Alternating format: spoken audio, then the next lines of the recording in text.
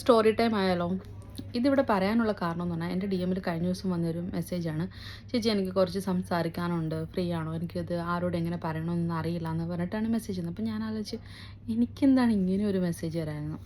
പക്ഷെ ഞാൻ അവനുമായിട്ട് സംസാരിച്ച സമയത്ത് എനിക്കത് ഇവിടെ പറയണമെന്ന് തോന്നി. ഞാൻ അവനോട് ചോദിച്ചു, ഞാൻ ഈ സ്റ്റോറി പറഞ്ഞോട്ടെ എന്ന്. അപ്പോൾ അവൻ പറഞ്ഞു എൻ്റെ പേരും കാര്യങ്ങളൊന്നും പറയാതെ ആണെങ്കിൽ ഓക്കെ പറഞ്ഞോളൂ എന്ന് പറഞ്ഞു.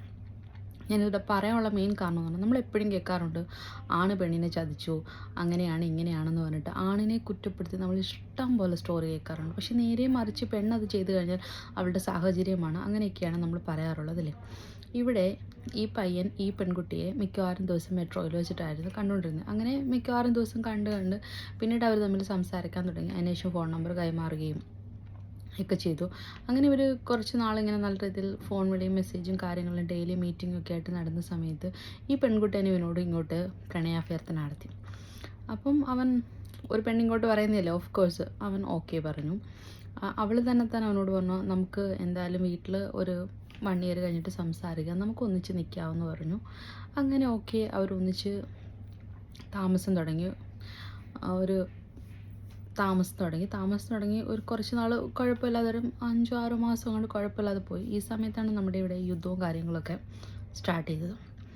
ആ സമയത്ത് ഇവൻ്റെ ജോലി പോയ സമയത്ത് അവൾ പറയുകയാണ്, അല്ല എനിക്കിത് കണ്ടിന്യൂ ചെയ്യാൻ താല്പര്യമില്ല എന്ന്.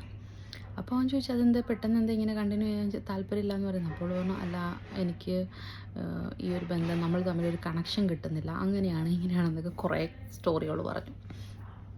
അവൻ നിർബന്ധിക്കാനൊന്നും പോയില്ല, ഓക്കെ എന്ന് പറഞ്ഞു. പക്ഷെ എൻ്റെ ഫ്രണ്ട്സ് എല്ലാം അവനോട് പറഞ്ഞു, എടാ ഇത് അങ്ങനെയല്ല, നിനക്ക് ജോലി ഇല്ലാത്തതുകൊണ്ട് നീ തലയിലാകും, അല്ലെങ്കിൽ നിനക്ക് ചിലവിന് തരണമെന്ന് കരുതിയിട്ട് അവൾ പിന്മാറുന്നതാണെന്ന് പറഞ്ഞു. അപ്പോഴും അവനത് വിശ്വസിച്ചിട്ടില്ല. പക്ഷേ അവളുടെ ഫ്രണ്ട് എൻ്റെ അടുത്ത് അവൾ പറഞ്ഞു, ഞാനിപ്പം ഇതിൽ നിന്ന് ഇറങ്ങുന്നതാണ് നല്ലത്, ഇല്ലെങ്കിൽ അവനും കൂടെ ഞാൻ ചിലവിന് കൊടുക്കേണ്ടി വരുമെന്ന്. അവൻ എന്നോട് പറയുകയാണ്, ചേച്ചി കഴിഞ്ഞ ഇത്രയും ദിവസവും ഞാനാണ് റൂം റെൻറ്റ് കൊടുത്തിരുന്നത്, അവളുടെ കയ്യിൽ നിന്ന് 1 രൂപ പോലും വാങ്ങിച്ചിട്ടില്ല, റൂം റെൻറ്റിനും വാങ്ങിച്ചിട്ടില്ല, ഫുഡ് എക്സ്പെൻസിനും ഒന്നിനും വാങ്ങിച്ചിട്ടില്ല, അവളുടെ പൈസ മൊത്തമൊക്കെ സേവിങ് ആയിരുന്നു എന്ന്.